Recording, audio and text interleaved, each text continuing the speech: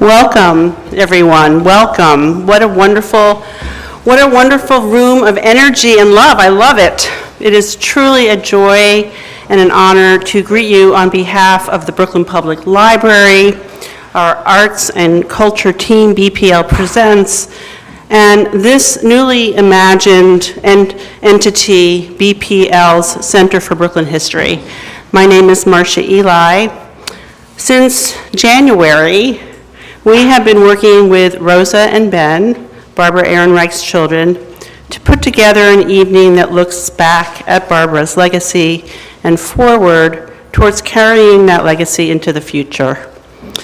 It feels especially fitting to host this program here at Brooklyn Public Library's Center for Brooklyn History, as our mission is to tell the history, the stories of our past in order to inform change today.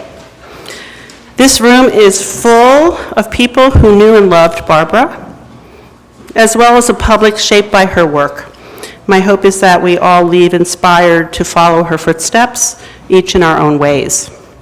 Now it is my pleasure to welcome tonight's MC, Alissa Quart, Executive Director of the Economic Hardship Reporting Project, the nonprofit which Barbara founded. Alissa.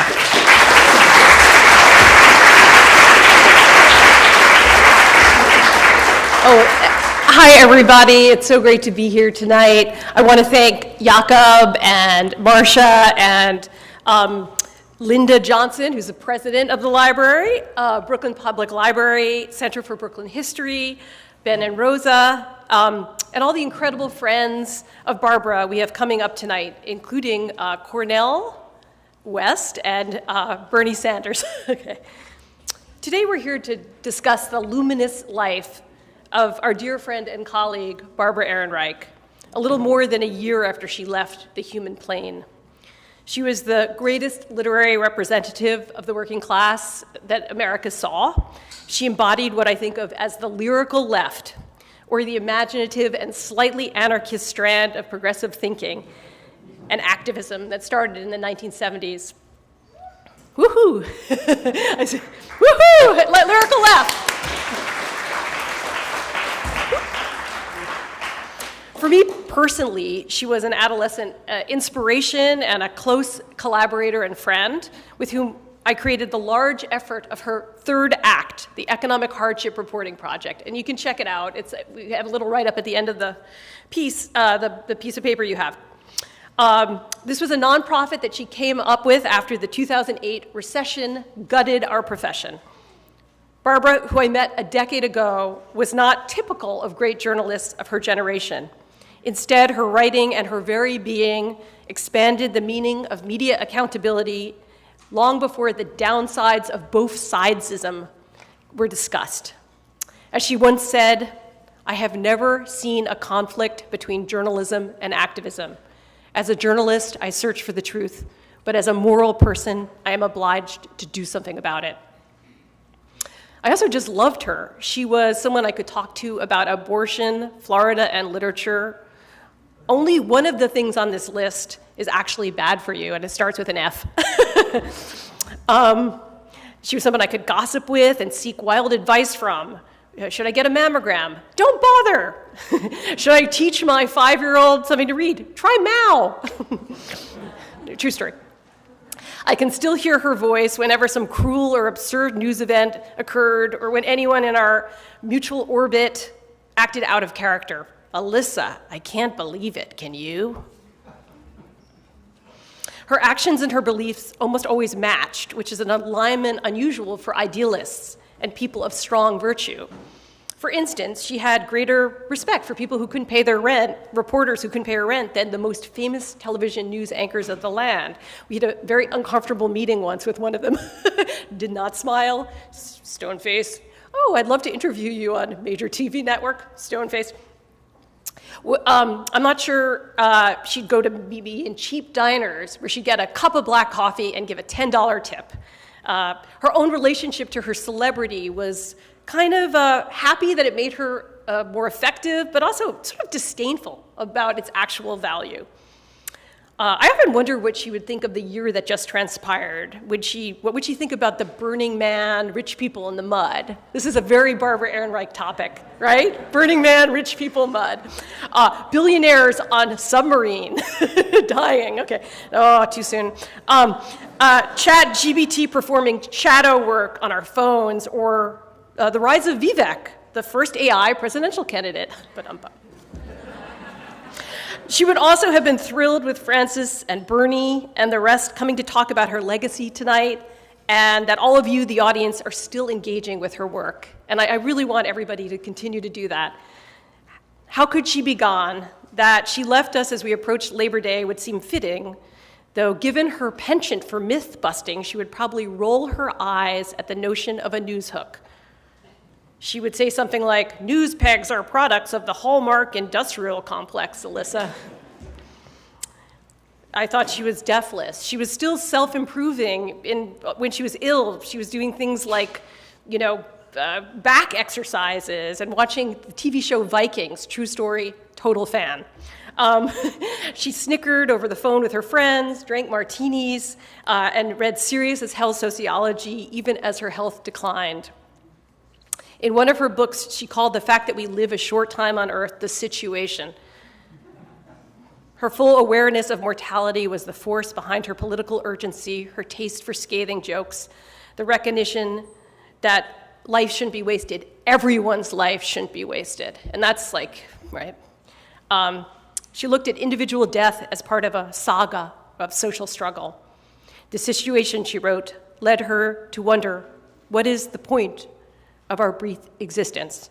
She got as close as anyone to finding out. Welcome to an incredible night in her honor.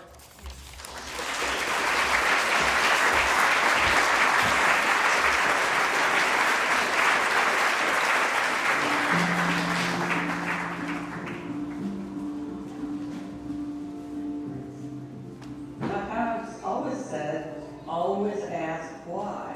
Always ask the next question. Never be satisfied with thinking that what everybody else believes is true. I would say curiosity and rage drive me. Those are the two things. Rage, that's pretty easy to explain, and certainly in our present circumstances in the United States. And the other is, I have to admit, is curiosity. I want to know what is going on, what's happening. And that can be with something entirely unrelated to everything else I'm involved with. I still can become obsessed by a question. First set out to be a writer. It just sort of crept up, and then I was filling out my income tax form, and so that was my occupation. Freelance writer. Yes. One of my granddaughters, a couple of years ago, when she was only 5, turned to me in a car seat, and said, "Grandma, why are we alive?" And whoa, there it is. I'll get back to you on that. I'm working on that. I think many people, especially when you're younger, not always, these questions come up. It's not that unusual, but I think what is more unusual is that I didn't ever totally grow up. We're supposed to put those things behind us at a certain age. All those big questions. We're supposed to say, okay, I accept it. I'm going to go out there and earn a living, and it never went away. But I grew up in a time of great turmoil and social conflict. It was the war in Vietnam. It was the civil rights movement. There was so much going on, and I took a side. I don't know how you could not take a side. I took a side.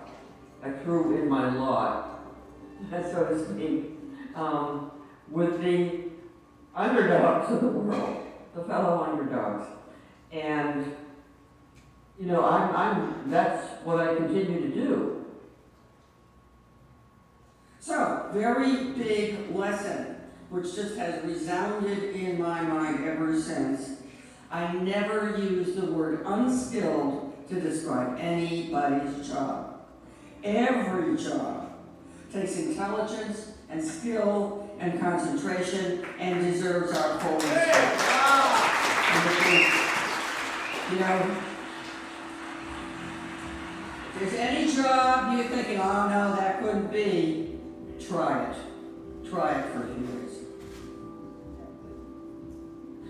Women do not change institutions just by assimilating into them. But, and here's the but on which all my hopes hinge, a certain kind of woman can still do that. We need a kind of woman who can say no.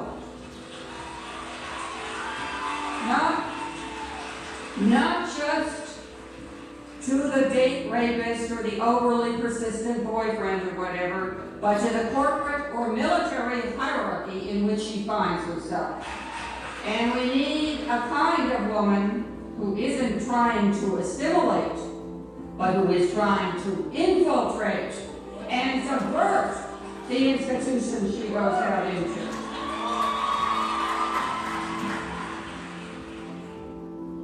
Now, when you say this, somebody is bound to say, but aren't you talking class warfare? Isn't this class warfare? Damn straight. That's what it is. But I did not start this war. You did not start this war. The other side did when they decided we could live on less and less while paying more and more for everything. And it is time we fought back.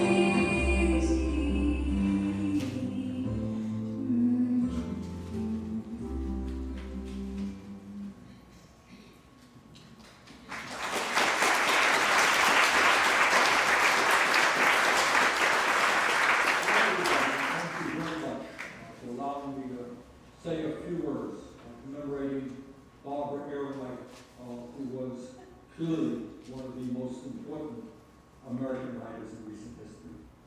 I don't have to tell anyone who is viewing this that for decades, Barbara has been an extraordinary voice in support and defense of the American working class.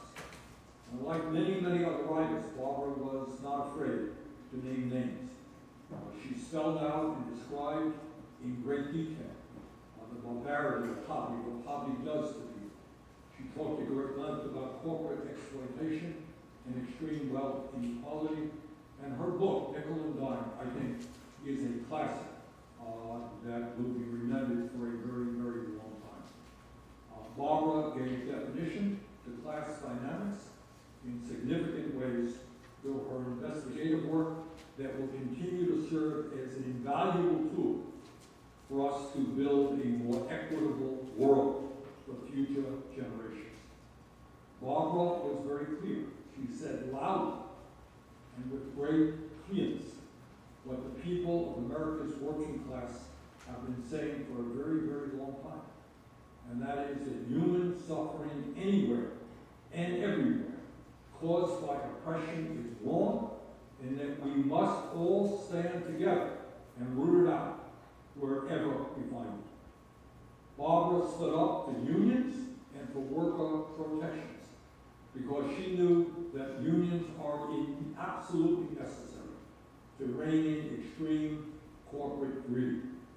Barbara stood up for the rights of women and fought against racism because she knew an injustice anywhere is a threat to justice everywhere.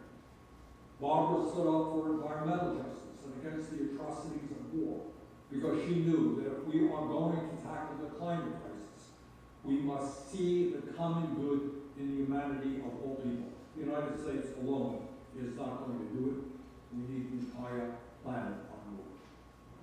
So during a time of rising right-wing extremism and the growth of oligarchy in this country, we should hold close and remember the lessons of justice, compassion, and solidarity that Barbara has equipped us with. We can and must guarantee economic, social, racial, and environmental justice for every American and for generations to come. I remember on a personal note, Barbara visiting me in Vermont. We did an event together decades ago. And I will not forget, we went into a small town called Bristol, Vermont. And at the end of the town, there was this rather dilapidated bar. I'm kind of walking there, I like doing that, saying hello to people. Barbara walked in with me. As soon as we walked in the door, somebody said, "Barbara Ehrenreich."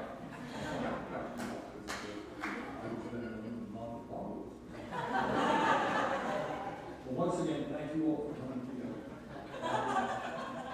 Was a treasure, a good friend to many of us, and we will not forget it. Thank you all.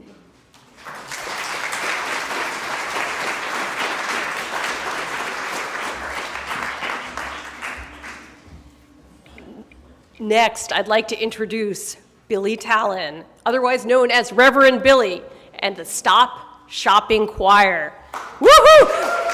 One second.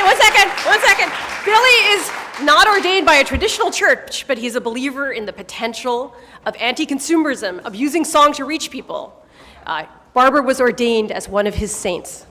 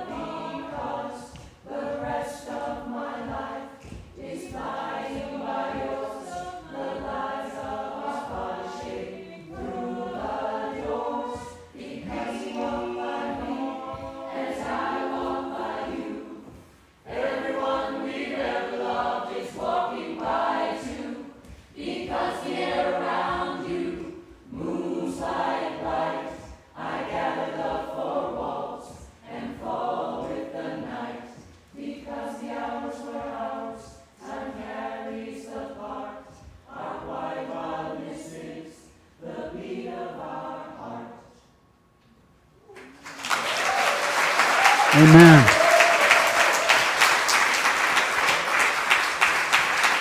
Stop Shopping Choir.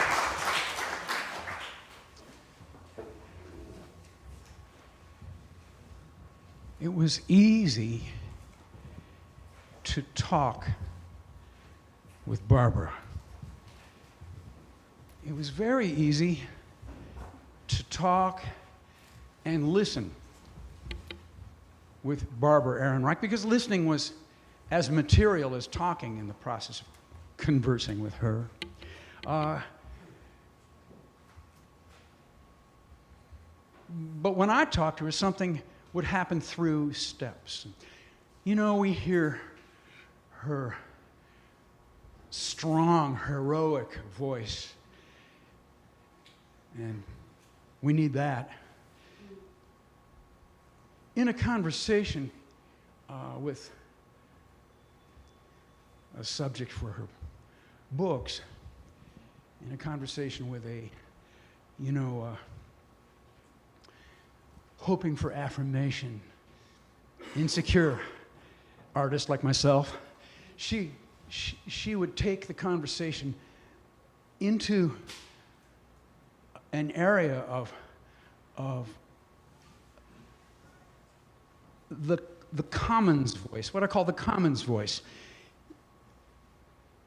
She would ask you not to be afraid, and she would have the obvious example of her own lack of fear.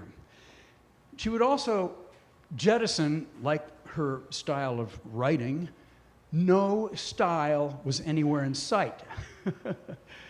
She would come down to expressing with her words just something rising up in her body and coming from her. And then you would do a duet with her and do that back. And the two of you would have available then all your memories, all your experiences were available to just vibrate up through your body to each other and have this kind of conversation where sometimes I wouldn't even remember what we talked about. It would come to me a day or two later, like a dream that comes back. That kind of trust that Barbara had in just sourcing humanity and not having a clear prejudice, a careerist accent, something from a motive, anything that was underway that would change one of the listeners in the conversation. None of that, but just being there together, speaking and listening together. That was her commons that she believed in.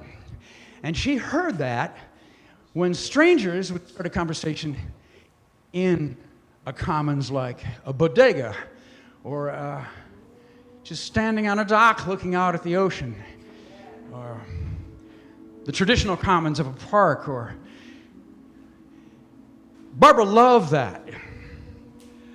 Barbara loved it when people were being people, when they were free to be people with one another. And when you have that trust, and you can go into that green space in the center of town, that traditional commons, and you can just share something about your life with a stranger who shares back, well then, you're taking a radical political position in a totalitarian consumer society. And that's what she was doing in her quiet way, in her indefatigable way, in that way that was so strong. She was inviting you to a kind of pleasure, physical pleasure. And now, she's with us in this room. And she didn't want a memorial. You can imagine that, right? You can hear her saying, I don't want a memorial. So let's call this a celebration. Barbara-luia! Barbara-luia! We celebrate you, Barbara, because you took us on these flights of memory and talk and chosen delectable memory. Thank you. Thank you for the courage you taught us. to be people. And may we find a way to get that center back again now. Because the center's not holding now. And it's because we don't trust each other to just talk and listen anymore. We're always cultivating this distance. We're on Twitter. We're labeling each other. Labels upon labels upon labels. No! Let's welcome each other. Just to share. Just to share. Just to be humans. Thank you, Barbara. Thank you, Barbara. Barbara-luia.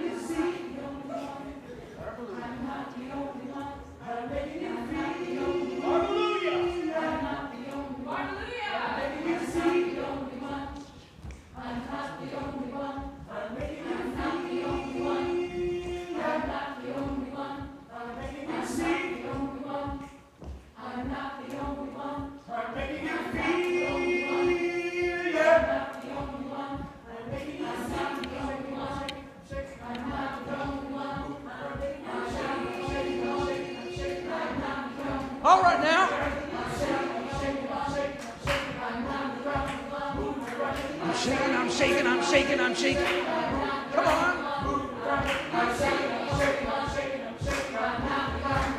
Come on now. Barbara-luia! Yeah. Come on. Yeah. Yeah. Barbara-luia! Woo! Come on. Come on. Come on. Barbara-luia. Hey. Barbara-luia. Yeah. Come on.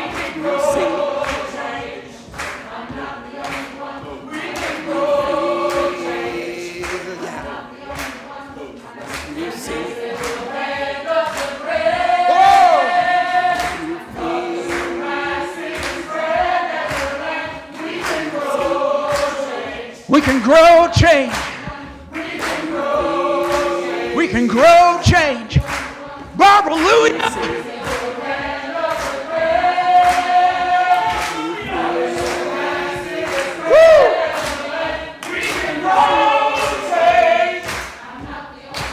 We can grow. Come on now.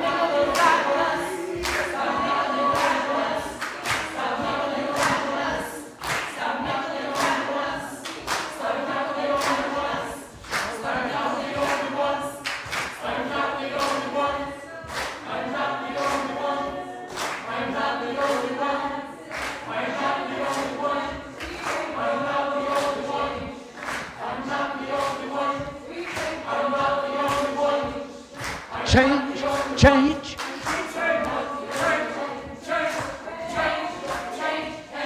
And we can change. Barbara-luia. Thank you.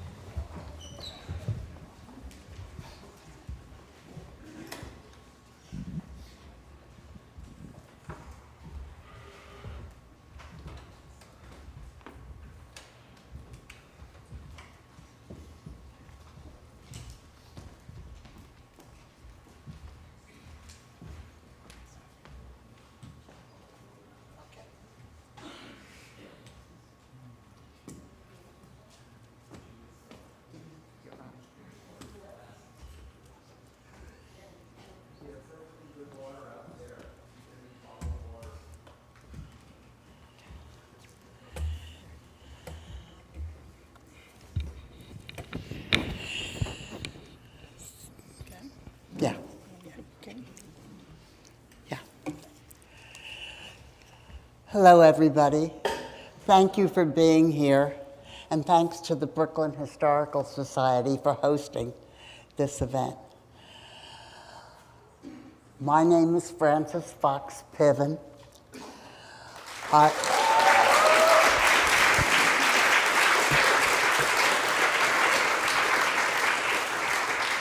You're probably wondering, I'm 90 years old.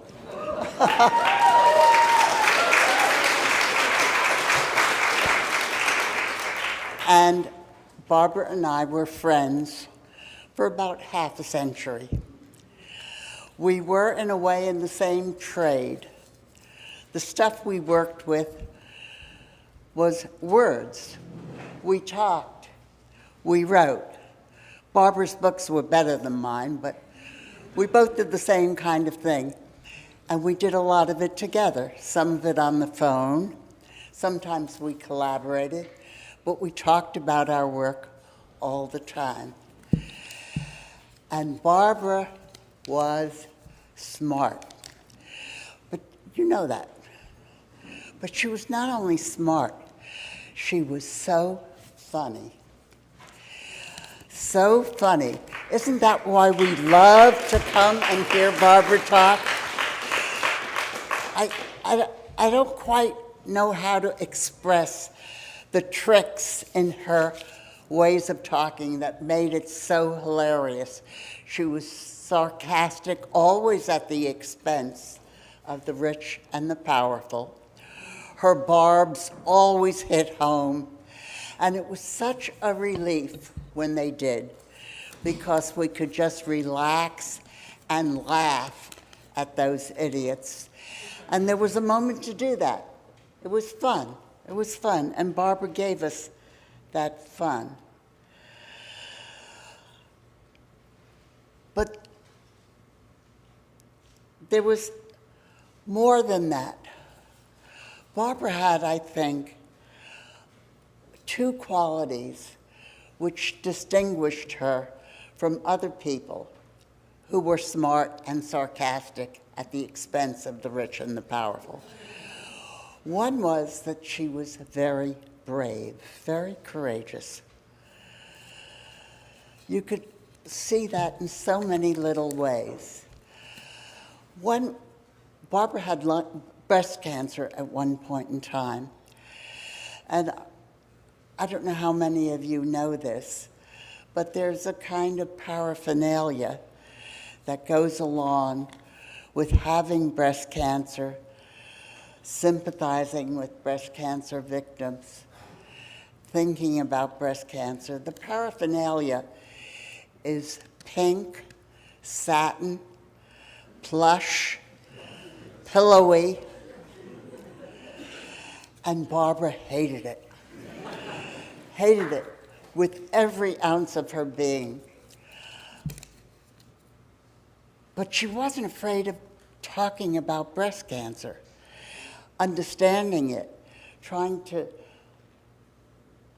think through the various palliatives or cures about breast cancer. Her courage also showed itself in other ways. We all know that her most popular book is Nickel and Dime. Well, think about that venture. It was not just writing a book. Barbara decided, and she was well into middle age when she decided this, because it's different when you're a young person. She decided that she would live the life of a low-wage, middle-aged woman.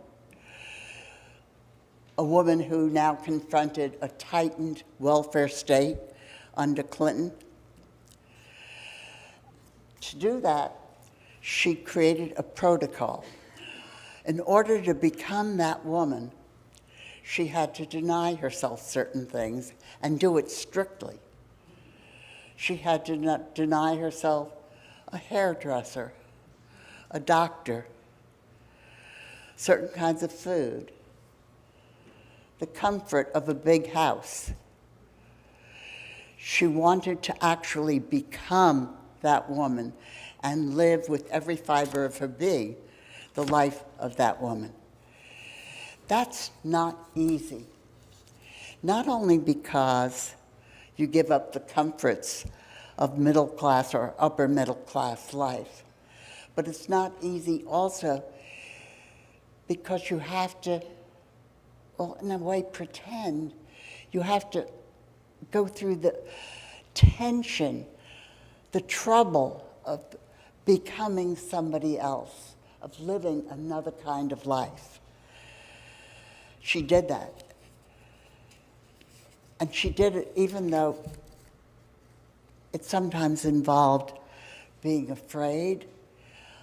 I was talking earlier this evening with a number of you about, I think this was in midsummer, Barbara, as part of her plan for living the life of a low-wage working woman, Barbara was now in Minnesota. Now, Barbara had, for a number of years, come to spend part of the summer with me, because I lived in upstate New York, and she lived in Key West, in Sugarloaf Key. In the summer, upstate New York is better. So she came, so we spent a lot of time together, and when she went to Minnesota to work as a fast food waitress, she called me from time, every day practically. And one night she was staying in a cheap motel on the ground floor, and she opened the windows because there was no air conditioning. And there were voices in the parking lot, men, loud, brawling men. And she became alarmed because there was nothing between her and the parking lot but the screen. So she sent the notes she had made on her day's work to me on her computer by email, because she was afraid that they would break in and take the computer. Well, becoming another person for a short time, a person without the protections of familiarity, without the comforts that you're used to, all that's hard. And Barbara was determined to do it. And she was brave enough to do it, even when she was afraid. Well,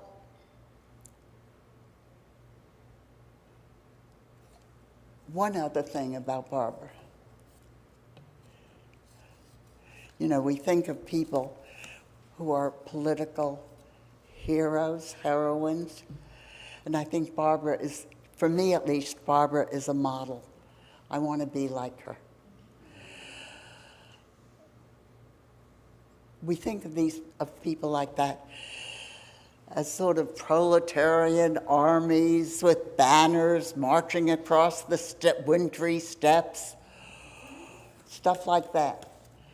But I think that there's another dimension to a democratic socialist political morality, and that dimension should be called not so much marching in banners and proletarians, but kindness.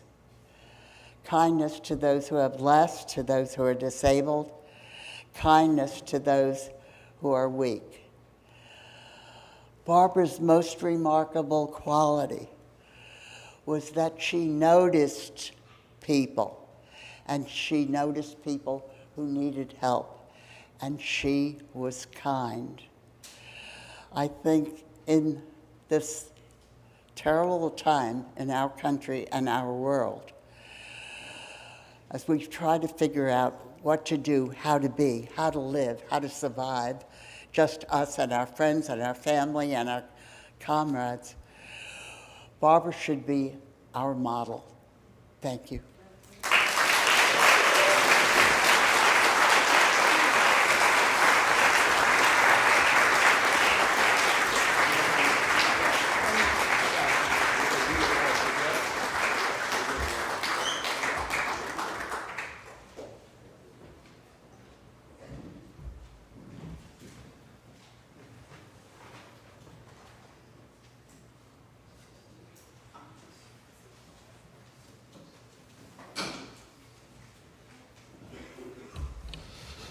What a blessing and what a privilege to stand here before you and talk about my very, very, very dear sister, Barbara Ehrenreich. My God, my God, my God. And to follow the one and only Frances Fox Piven. Let's give it up again for Frances.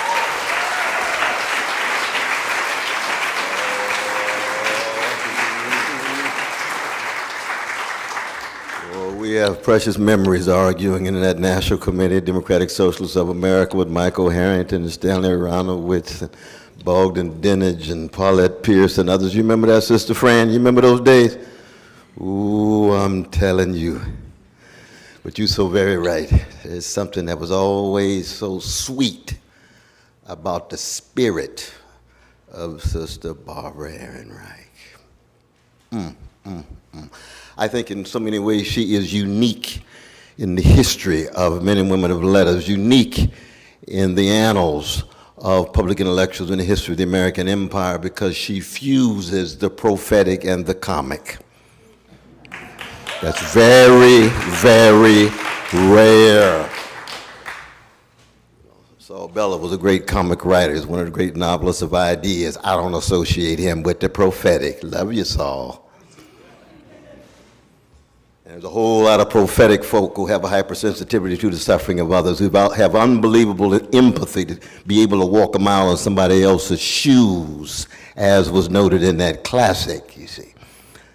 But they don't have that rich sense of incongruity and ambiguity. They don't have a sense of embracing the absurd and transfiguring that wrestling with the darkness and nothingness into a witness that is in solidarity with the wretched of the earth, in the language of Frantz Fanon. How rare it is, even in literature. Got my dear brother Peter Brooks here. He understands what I'm talking about, as do all of you all. Tobias Smollett's of the world, who confuse deep empathy with a sense of the comic. How rare it is. Eudora Welty had it, Chekhov had it. We Americans, hard to find it. But go to Butte, Montana, and keep track of a towering sister, a towering intellectual, a towering force for good, a towering freedom fighter, a towering wounded healer, a towering revolutionary. I want to use that language because she was a revolutionary at the deepest level. Beginning at home, just look in the eyes and see the sparkle. Brother Ben and Sister Rosa. That's the pouring of love, deep compassion into their souls, and they manifest it so that part of her afterlife will always be manifest in the lives of Sister Rosa and Brother Ben. And then our lives as well. I was telling my beloved wife, Professor Hannah Madavi West. I said, oh, if you had a chance to meet Sister Barbara, good God Almighty, exemplar of integrity, which reminds me in many ways of a kind of an answer to Du Bois's 4 great questions. When he says, what does it look like to be a revolutionary in the American empire, as F.O. Matheson used to say, an empire that moved from perceived innocence to corruption without a mediating stage of maturity. Still have the best and the worst. But integrity in the face of oppression, honesty in the face of deception, decency in the face of attack, and courage in the face of brute force. Integrity, honesty, decency, courage, that's old school virtues. At the very moment when the professional managerial class, let us be very clear, the first essay ever read by her was in Radical America's 1977, with she and John's canonical text, Professional Managerial Class, the PMC. Everybody talks about it now. That was social scientific breakthroughs. She fused the analytical and the lyrical with that smile and the style that she had from Butte, Montana. Degree in physics from Reed College, PhD, Rockefeller University in biology. What is it about this sister from Butte, Montana? Her genius, not just in terms of being an isolated individual who wrote and had a vocation and deep calling of writing, but what the Russians call geniality, that largeness of mind, largeness of soul, largeness of heart, and largeness of laughter. Oh, yes, reminds me of Emma Goldberg, doesn't it? Emma Goldman. I don't want a revolution where I can't dance. I think she had in mind a little break dancing too. Why? Because Barbara Ehrenreich's, her scholarship, her writing, her journalism, her lyricism were words dancing on the page, but you cut those sentences and they bleed, as Emerson says. The best of the history of American letters. Cut her sentences and they bleed. Because unlike most economists concerned about the statistics, there's precious human beings down there who are wrestling with social misery, dealing with asymmetric relations of power at the workplace, and yet at the same time, they have their own structures of feeling and structures of value as they move from mama's womb to tomb. Yes. That's the humanistic sensitivity of our dear sister Barbara. That is so very, very rare. And that's why we are here, because we'll never, ever, ever forget her. Unpretentious, down to earth, still so sophisticated, still so mature in soul, still surrendering herself to solidarity, but always preserving her intellectual integrity as a free thinker. I mean, we don't have time to talk. I guess the panel's going to talk about her magisterial corpus, right? The positive thinking and the pseudo-optimism tied to a market-driven society and so forth. So much there. So much to be examined, and at the same time, what a magnificent gift to us. Sister Fran knew a towering figure named Fannie Lou Hamer. Nobody like Fannie Lou Hamer. She used to sing a song in my black church tradition. This little light of mine, I'm gonna let it shine. You remember that, Sister Fran? Ooh, she would sing that song right at the very moment when it looked as if there was no way out. It looked as if Tina was hegemonic. There is no alternative. There's no way of trying to provide some imagination, vision, some infrastructures and institutions that could provide some opposition, some counter-hegemonic forces against the present. You understand that, my dear brother? I see him right there. Oh, love you there, man. Well, let me tell you this. When I was growing up on the chocolate side of Sacramento with the Black Panther Party next door, and we singing in the church, if the kingdom of God is within you, then everywhere you go, you ought to leave a little heaven behind. Barbara Ehrenreich, in her deep, profound, secular sensitivities, left so much heaven behind, because she kept track of the humanity of people, the humando, those headed toward burial. And in the short time that they had, she could keep not just the justice, because Niebuhr is right, any justice that's only justice soon degenerates into something less than justice. Justice was not a market strategy for her. It was something deeper than justice. Tenderness, kindness is what love looks like in interpersonal and in personal life. And she fused that care and tenderness and sweetness and kindness that Sister Fran was talking about in her social justice work. And we need that more than ever. And it's just beautiful to see this place packed for Sister Barbara. Let us give it up for Sister Barbara Ehrenreich. We love you, Barbara. We love you. We shall never, ever forget.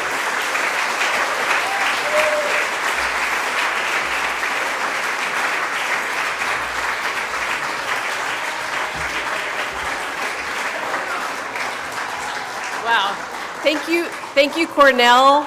That was amazing. Thank you, Francis. This is like Mount Rushmore DSA style, or we just think of it as Mount Rushmore here in this room. Next, we have a panel of 3 of Barbara's friends discussing Barbara's legacy and the future of her political and literary self and output. They include Tom Lewandowski, Janet McIntosh, and Matthew Desmond, all in a conversation with the New Yorker's Jia Tolentino. Let's give them a hand.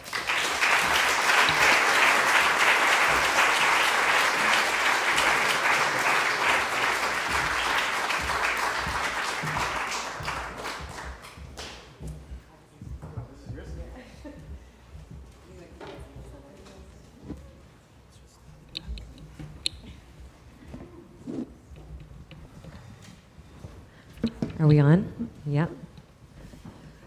Well, it is such an honor to be here with the 3 of you, to be here in the presence of legends in the company of Barbara's family, to celebrate the life and the work of this incredible woman. I had the privilege of interviewing Barbara in her last public interview just before the pandemic started and then just afterward. And I hate to think of people as icons, but Barbara she is the icon. She's a hero for the way that she modeled throughout her entire body of work a kind of consistency without stagnation that can only come from the rarest kind of commitment towards the cause of making this world better and more humane. This commitment that was intellectual and emotional and interpersonal and spiritual, something that is the definition of authentic. And I always think about the last thing that she said to me in that interview. And I'd asked her what it was like to make an unignorable argument over and over and then document at the same time our failure to listen to it.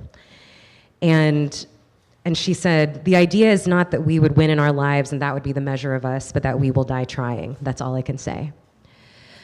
And that spirit has been surging in this year of strikes and labor actions. Let me shout out my own union, the WGA, and all the other unions that stood in support during the strike. That spirit is one of the most powerful parts of Barbara's legacy, and I'm so glad to be here to speak to Janet and Tom and Matt about that legacy and how all of us might carry it on. Janet, I wanted to start by asking you about, you mentioned something upstairs about the field notes that Barbara had sent you from writing Nickel and Dime. She said something great about toilets. I wonder if you could just... That's a fine place to begin. Yeah. Yes, so Barbara, I knew Barbara from the sort of mid-90s, and I worked as her research assistant intermittently, and we exchanged ideas, and she just liked to converse. And sometimes she needed a little bit of help with technology, as Rosa can attest. So she was doing her field work, actually working in Maine as part of the work for Nickel and Dimed. And she sent me an email, this was in 1999, and said, I'm having trouble with this computer. I've rented a computer. I think the A drive isn't working properly, and so I'm just going to email you this chunk of my journal, my field notes. And you're welcome to read them, tell me what you think, but whatever you do, guard them with your life. And so I'm not sure why she didn't just put them into, the cloud somewhere and know that they were done with, but she wanted me to actually print them out and keep them for her. So I was reading them, and one of the things, I was rereading them recently, and one of the things I noticed was they were beautifully written and so exquisite that she had actually been able to cut and paste entire chunks of the raw text and publish them in Nickel and Dimed. But she was a little bit more tart and unforgiving, I guess, in her field notes about her employers when she was working as a maid.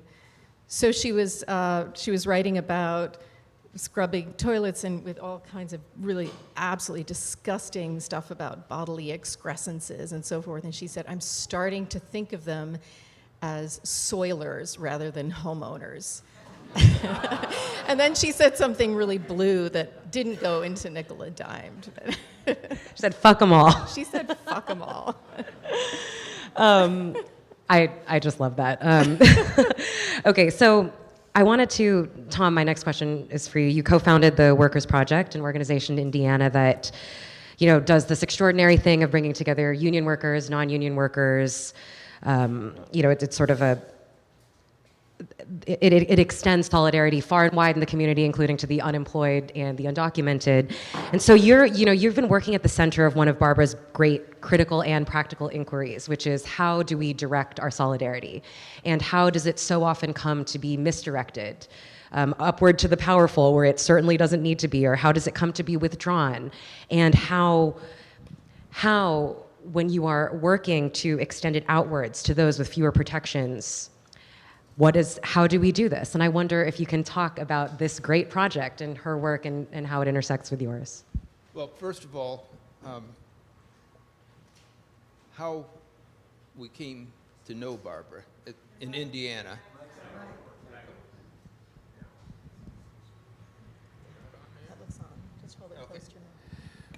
How we came to know Barbara. Nope. This one work? Okay. I have Barbara's technology issues. I didn't know that Barbara existed in 2004. And there was someone from the university in Fort Wayne who they had just booked Barbara to come speak. And so when she came, she was coming to speak here in Fort Wayne, and so I was told by this person from the university, you should get to know her. It's kind of a matchmaking thing. And I thought, oh, sure, a writer that could really talk about workers? Well, we checked her out.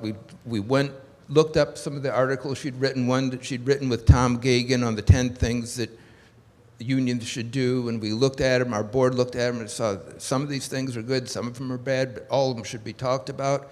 So we decided, we'll find her, let's talk to her.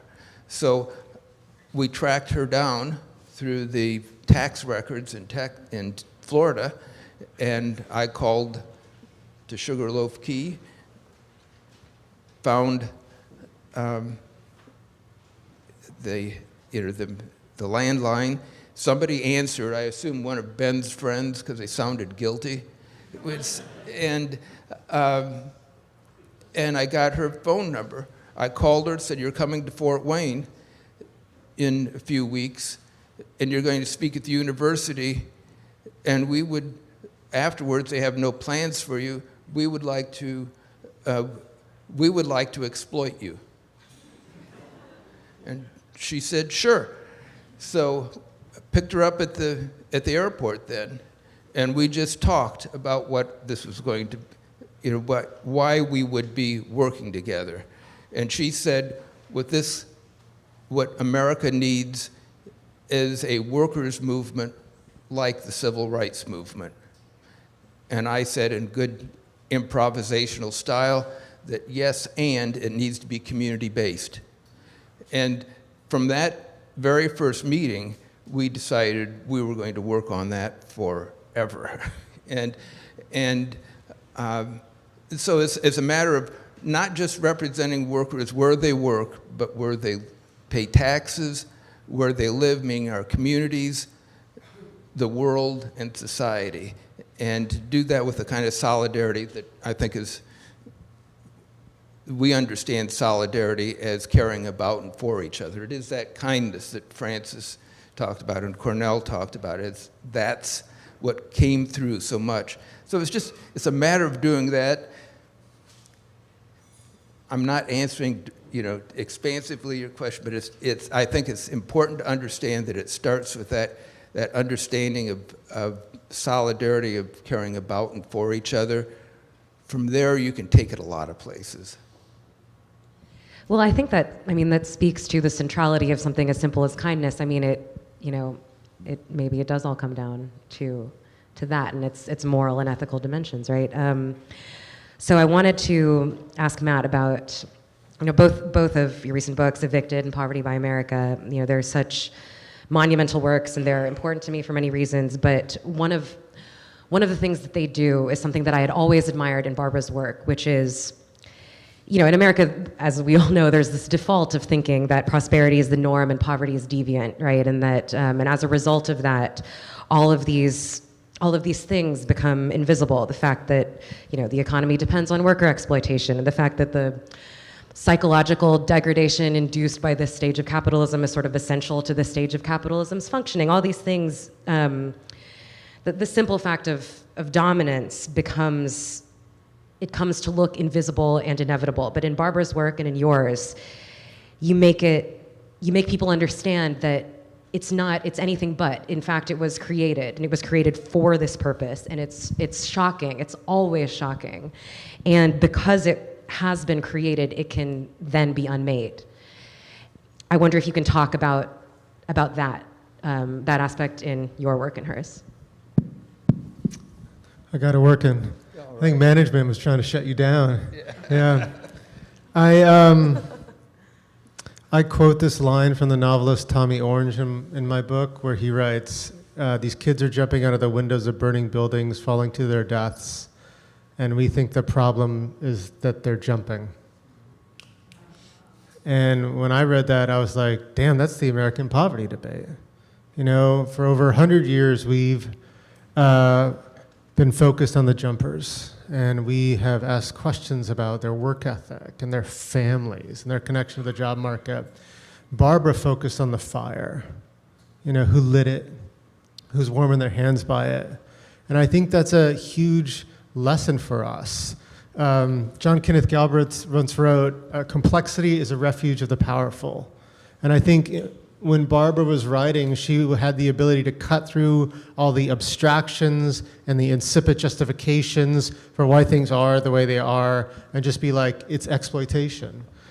When she reviewed Evicted in the Times, which is basically why I have a career, she said that I soft-pedaled eviction a little bit, she's a soft-pedaled exploitation a little bit. She was like, Desmond gingerly brings it up at the end of the book. I was like, fair point. She put it front and center. And I think part of this means that we have to start rejecting all absolving theories of poverty. Theories of poverty that blame whoever else, the other political party, that one uncle, and start really taking personal responsibility and political responsibility for the fact that America is the richest nation in the history of the world, with double the child poverty rate of other advanced democracies. I think we'll end up returning to that exact subject, but I wanted to, Janet, and I don't just want to ask you about toilets. So I wanted to ask you about another thing that's really notable to me about Barbara's body of work is, as consistent as her commitment was to documenting exploitation, issues of labor and poverty, her interests were so wide-ranging, right? She wrote books about war and joy. She wrote a novel. She wrote a memoir about her experiences of God and faith, which I loved. And, I wonder if you can speak to this other aspect of her work and these other manifestations of this legendary curiosity. I hadn't read many of these books until I was prepping to interview her in 2020, and they seem to me ultimately so connected to her work about labor and solidarity, right? They're working through these questions of what turns us outward to each other versus what turns us inward on ourselves. I'd love if you can talk about those books and also just more about what it was like being her research assistant. Yes, quite right. I think she had this incredible curiosity about the human condition and human nature, and it was all connected to her political concerns about what conditions elicit the best of humanity and help people to work together in solidarity. Why and how and when do people end up going to war with one another and dwelling in isolation and sort of post-late capitalist narcissism? She was really interested in these sweeping questions, and her curiosity was, she was not encumbered by loyalty to any academic discipline, so that was one place where I came in, was I could go and sort of gobble things from history and archaeology and psychology and so forth, and she would bravely pull the threads through. And it's very hard to do that in academia. It's hard to do that when you're subject to peer review She was delightfully free of that. She would be peer-reviewed after the book came out. It was too late to do anything about it. So she could be bold. She would take these big, bold swings and see if she could look for patterns in, perhaps she could make a claim about, for instance, the evolution of the human capacity for joyful, ecstatic communion together, and make a guess about the conditions under which that evolved, a guess about the conditions under which the tendency to war evolved. And she was working on a book about narcissism, and she was starting in the Paleolithic. She actually wrote a beautiful essay that she published a few years ago, and it was the foundation of this narcissism project, and she was looking at these exquisite cave paintings that ancient humans had made, and they would draw these megafauna down to the whisker. They were so attentive to the fauna, but then they never drew human faces. They would draw stick figures who were sort of acting goofy and looking a little incompetent, and she wondered whether, maybe narcissism and a fixation on the individual just wasn't being culturally encouraged in the Paleolithic, and what were the conditions over time that gave rise to the hyper-narcissism of our current moment. Yeah. So I want to just talk in general, like open this up to talk about Barbara's affect, all of these things that were so particular to her and the way that she approached the world and the way all of these qualities of hers that came out in her writing that define it, right? Like upstairs we were talking about just an absolute lack of sanctimony. Quite rare. And a not even a willingness that it seemed there was this aspect that it seemed that she couldn't not see the person on the other side of the page or, of the meeting table as absolutely equal to hers, as smart as her, with much to teach her, this other quality that's often absent in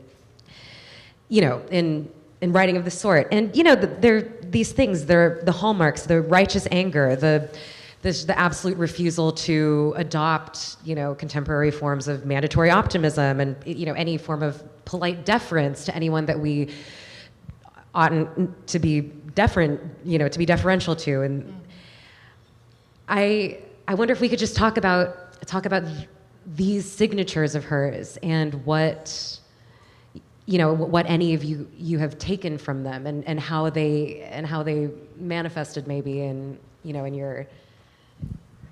I see you. Sure. Yeah, Janet and I have talked, well, time to time we talk because Barbara, first of all, Barbara was a great organizer, and she brought people together as she has today. This is mandatory to have some kind of event for Barbara because this is organizing. And she may not want it to be memorialized, but she would have wanted an organizing event where we start doing more and more. And so we have been doing that to some degree, and Janet, she told me a couple months ago about a term that you had come to embrace called sancties, and short for sanctimony. Yeah, we were it's the problems of people particularly on the left, getting very sanctimonious, very morally superior about what they're doing, not focusing on the real humanity of things, and again, not really caring about people. And I think that it's one of the shortcomings, it's frustrating shortcoming in the discourse that we usually get into, is about how I can be morally superior. It's like, just get over it.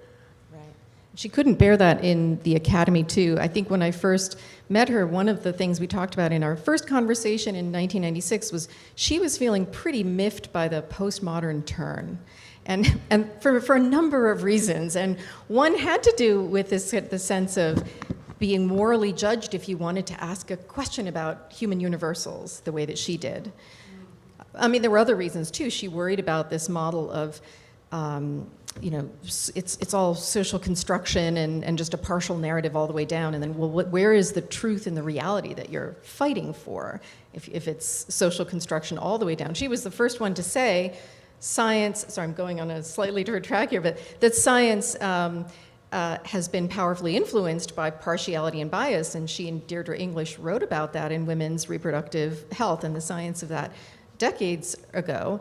At the same time, she felt that the cure for bad science is better science and not postmodernism.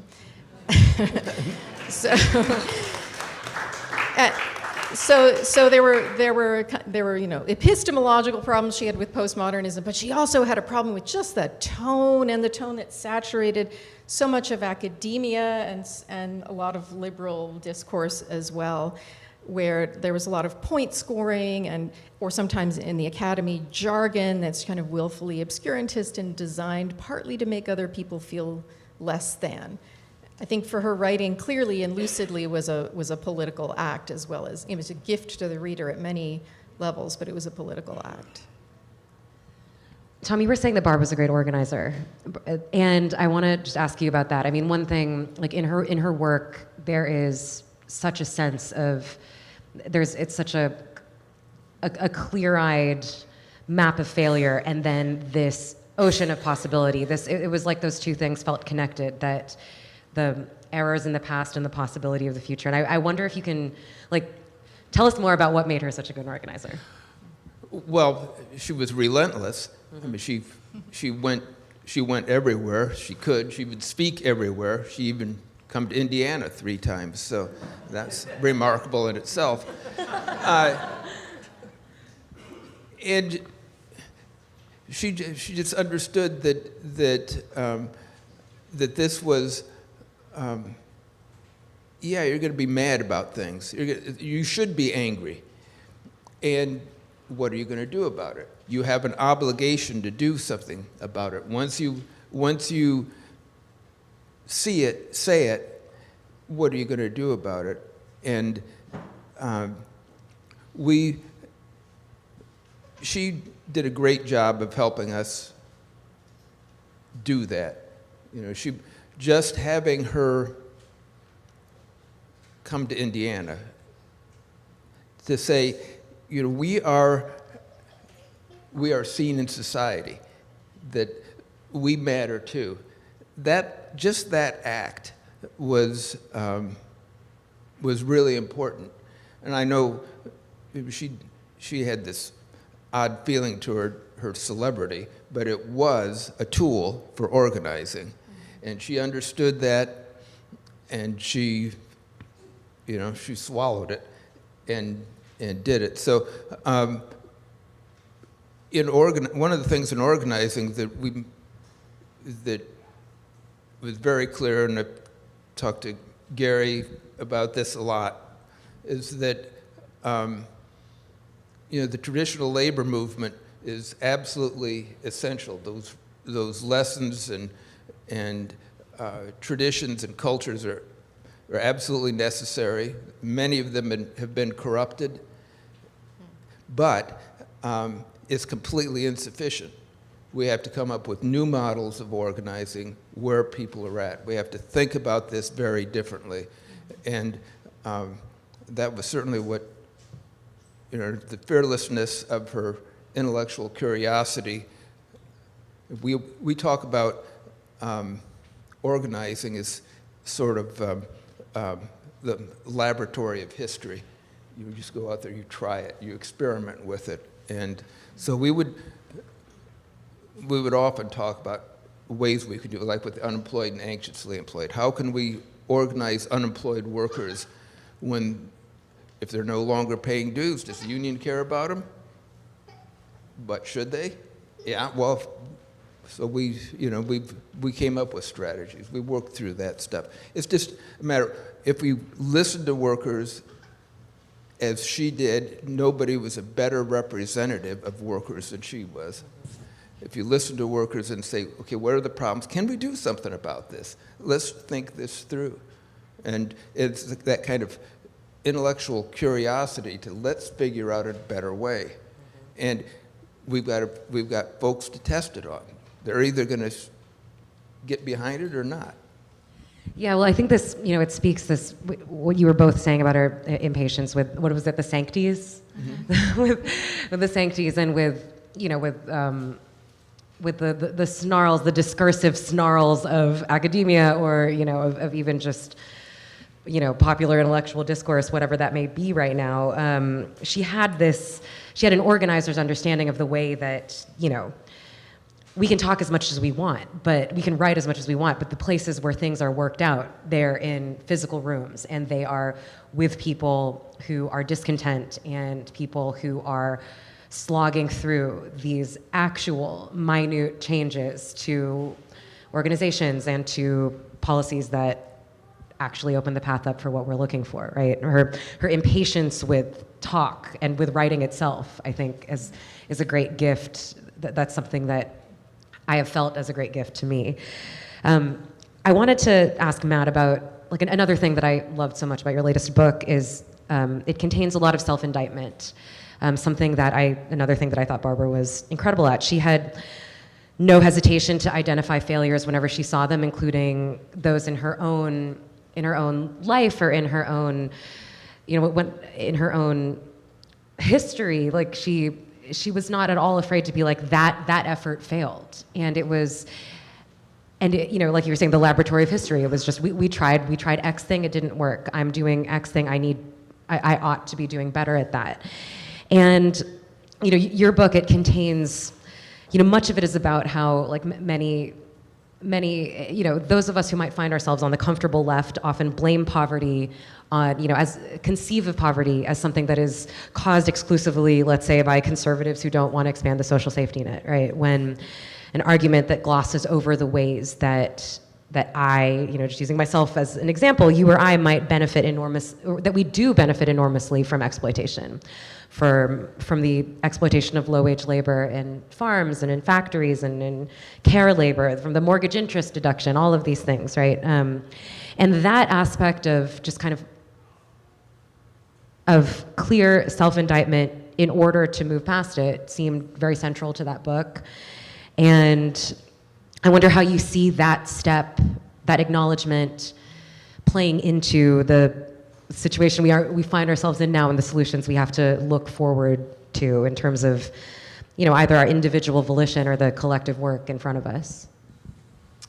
I think one of the most heartbreaking things that has happened in recent history is for about 2 years, we had a different country in COVID.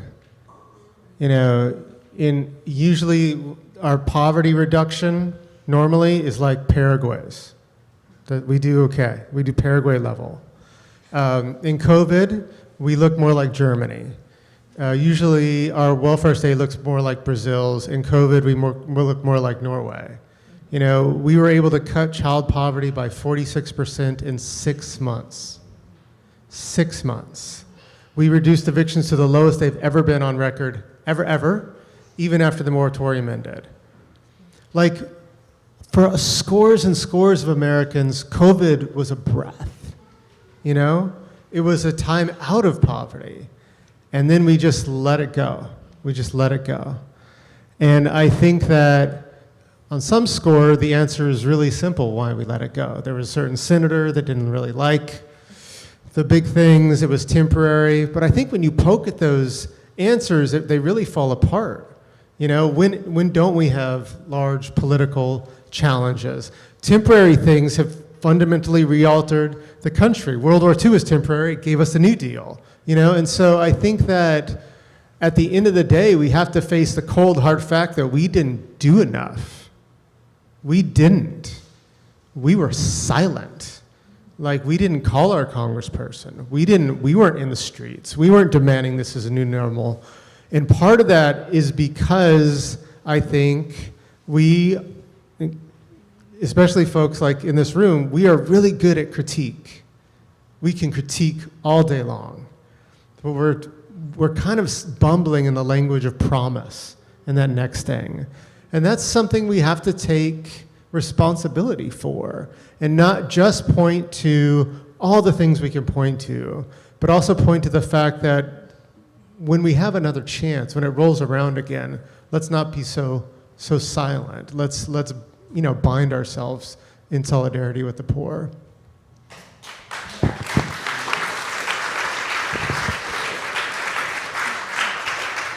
Or as you put it in the book, right? The term poverty abolitionist, right? That it's an active, that it's a commitment to that horizon of possibility that is so not often even admitted as one, right? So we are coming to the close of our 30 minutes, which I knew would happen incredibly too quickly. We haven't touched even a corner of all the things that we could sit here and talk about from Barbara herself and her work, but the last thing that I would love to hear you guys talk about.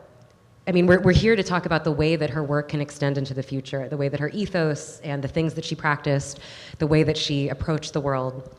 How do we see that extending into the way that we organize, into the way that we write, into the conflicts and the commitments to come?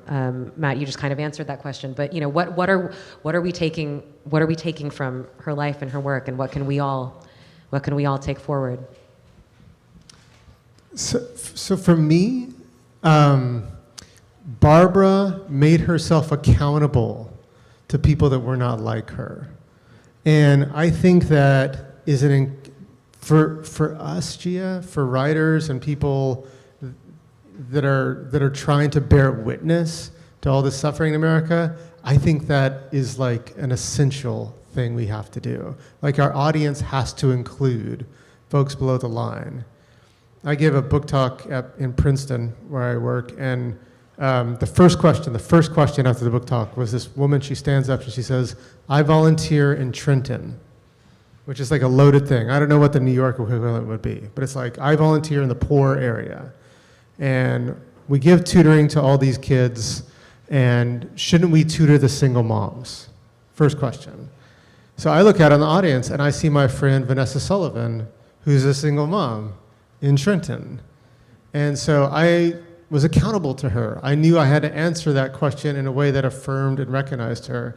And I think Barbara's work demands that kind of accountability that I think we should demand from our pundits and our writers and our thought leaders today.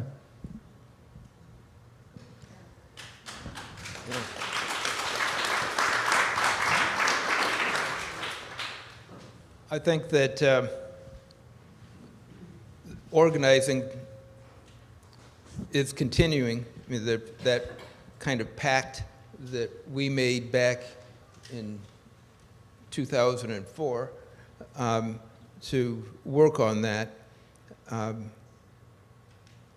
Since the lockdown phase has ended, the pandemic and the passing of Barbara, we've been doubling down on creating communities of solidarity and how we can make that happen. And we're heartened by the fact that there are other places that are doing similar things, not because it's new, but because it's the oldest way to organize. And that all the institutional ways have failed us. So, but it is starting up and this is okay. Let's start it over again. And so there are people from other communities who say, let's just start something here. And it's not only Fort Wayne, it's now Toledo. It's there are people in other cities that want to do this, and we feel this is an extension of what Barbara wanted. And anyway, it's just what we have to do.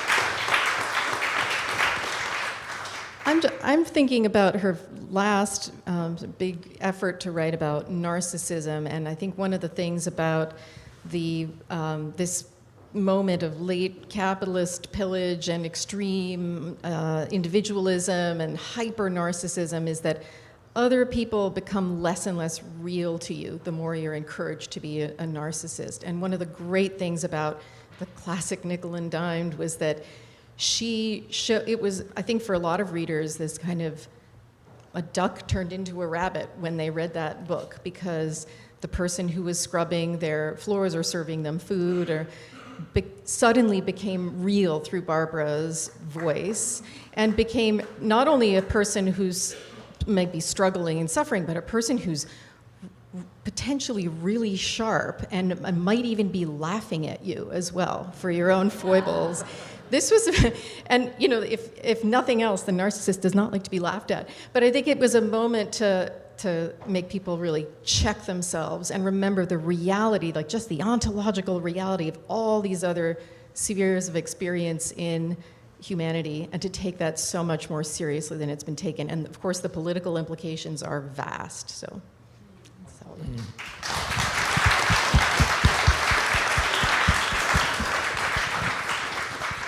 Well, unfortunately, that's time. But thank you guys so much, and thank you guys for having us here. Yeah.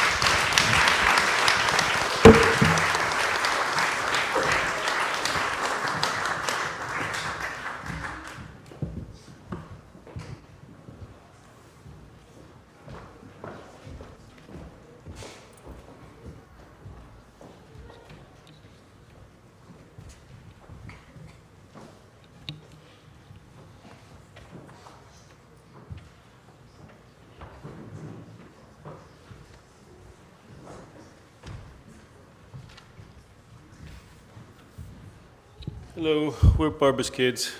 I've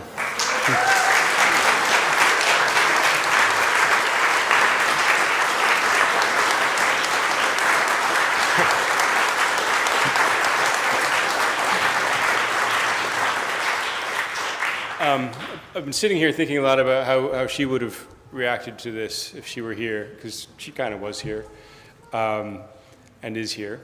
And I know she would be complaining mercilessly and grumbling constantly, and she would have described it as an absolute torment for her to sit through this, but she would have loved it, and she would love to see you all. This is Nina, her grandson.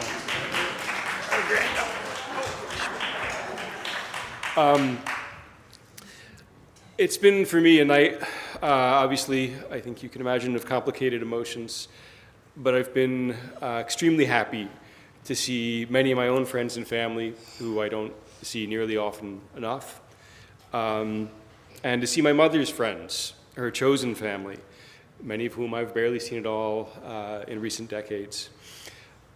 But I might be happiest of all to see out there the faces that I've never seen before. Those of you who may have never met my mother in person or met her only briefly and didn't know her except through her writing, but who found something there that mattered to you and that moved you. And I'm happy because that means that she is still alive in you, in your laughter, in your curiosity, in your rage, in your sadness, in your determination to change the things that desperately need changing. To borrow a phrase from one of her essays, revolutionaries in the cause of life. I miss her every day, but it does me a lot of good to know that she is alive in your hearts too, and that she's alive here today with us in this room. So thank you. Barbaluya.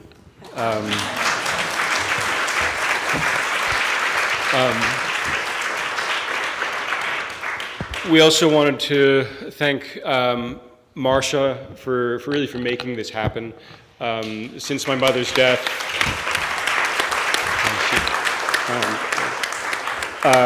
Rose and I have known we wanted to do something for a bigger public, and there were various points along the way where we didn't know that it was going to happen. And really the second we met Marcia, it became clear it was going to happen, and she made it happen. So thank you very much. And thank you to everybody here at the Center for Brooklyn History who both visibly and invisibly made tonight come together. Thanks to Jakob and to the Brooklyn Public Library for all their support. Thanks to all the speakers, some of whom who traveled a long way to be here. Thanks to Reverend Billy and Savitri and the choir. You brought her to life here today. A huge thanks as well. We haven't met them yet, but to the caterers, the cooks, and the servers who will be working the reception, which you should all be sure to stick around for as soon as this ends.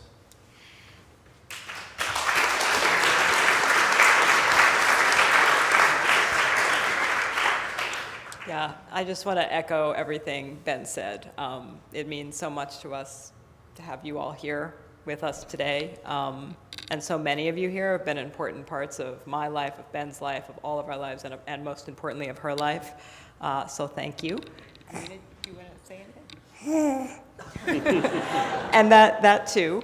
But no, we're so grateful, and we're so grateful to the staff here, to Marcia, to the people who've been moving furniture around for us and doing the sound and doing the video and setting things up. And every piece of this took lots and lots of people, and all of the people who came and spoke came from so far away. Only other things I would say, one of the qualities that I cherished most about my mother, she had a funny quality of simultaneously taking yourself very seriously and not very seriously at all at the same time, and insisting that everybody do the same. And what I mean by that is by taking yourself seriously, she never thought, oh, well, no one will listen to me, there's really no point in doing this, or, well, I'm going to lose anyway, or it's too hard. She always thought, it is so important that I speak, and she always thought it was so important that you speak, and you speak, and you speak, and that everybody spoke. She never met anybody who she didn't think, no, you need to say something, you're important.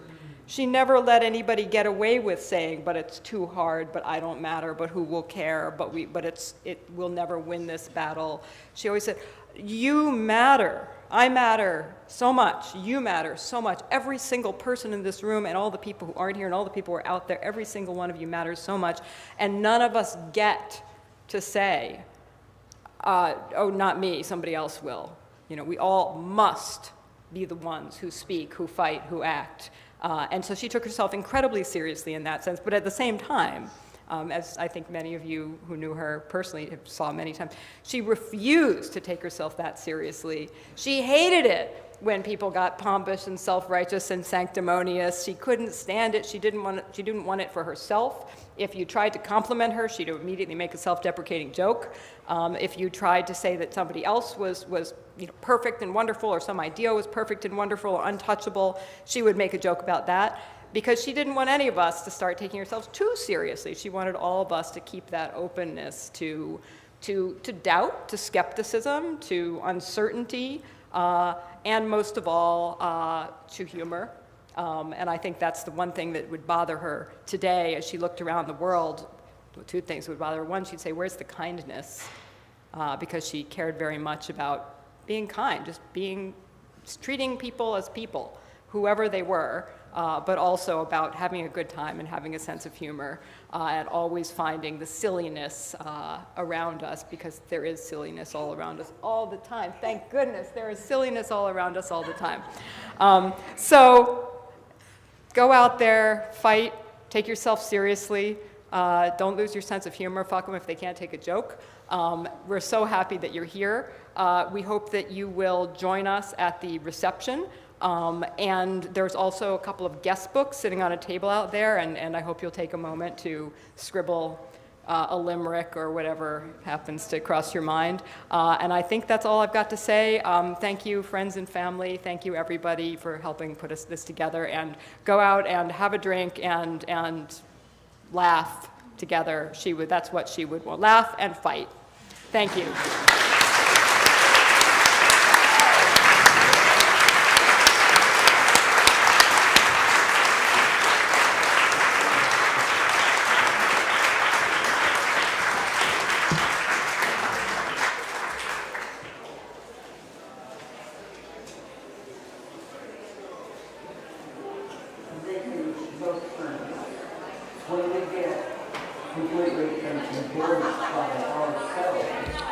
We forgot about the final video. You could also watch that. It's all them. It's all, you know, me, and it's very hard to face death if that's what you're like. You have, I think, I'm not a Buddhist, but I'm going to say Buddhist sounding thing, I think. You have to lose yourself. Lose yourself in your work, in your art, in the movements that consume you. And then death becomes kind of incidental. Because consider, you know, I consider my long involvement in the women's movement and movements for economic justice. When I'm gone, they're going to go on. Other people will do things I've been doing or do them better. So that's good. It's not scary. It's wonderful. But what I want to say is, what are you living for? What, you know, why are you really concerned about whether you get to be 94 or 96? You know, what is this about? You know, what are we doing? What is our purpose? You know, and each of us has a different purpose. But I certainly have a lot of things to do, and I want to do them. But I'm also eager to pass them on to younger people. And I'm doing that, actually, in my life. But the connection for me, as I said, so, you know, a lot of this, you know, talk about positive thinking and the happiness industry and so on, it seems to me, you know, having kind of immersed myself for so long in the stuff about collective joy, just to speak to the absence of real joy in our lives. When people have to scratch their heads and ponder, am I happy enough, etc., it shows. We've forgotten what real fun is like. Now, I would like to see a lot more revivals of collective joy, you know, in all forms, occasions in which individuals can both display their special individual talents and simultaneously create this wonderful sense of community and bondedness that we get through these kinds of events. All right, I want everybody to samba or chip their way